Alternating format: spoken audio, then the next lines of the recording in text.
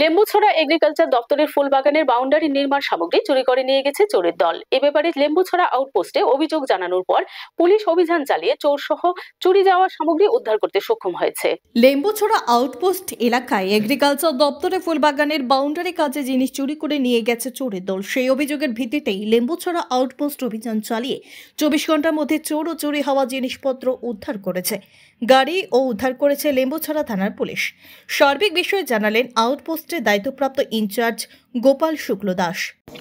এটা গতকালকে রাত্রিবেলা আমরা এদিকে ওই এগ্রিকালচারের অফিসের বাউন্ডারির একটা নতুন কাজ চলছিল। তখন এদের থেকে যে তাদের যে বাউন্ডারি যে ক্লেম লোহার তৈরি যে ক্লেম, এই অনেকগুলি ক্লেম কালকে রাত্রে কেউ কারা চুরি করে নিয়ে যায়। তো আমরা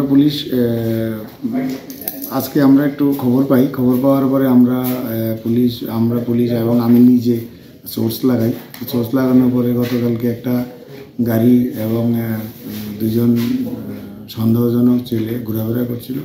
তো আজকে তাদের আমরা নিয়ে আসি, বাড়ি থেকে গিয়ে নিয়ে আসার পরে তারা আমরা সামনে সব কিছু একদম সুন্দর মতো স্বীকার করার পরে আমরা তাদের স্বীকারোক্তি মূলে চুরি যাওয়া মালগুলি একটা ওই গুপাট টিলার নামে একটা বাঁশঝাড়ের নিচে রাখা অবস্থায় তারাই এগুলি দেখিয়ে দেয়।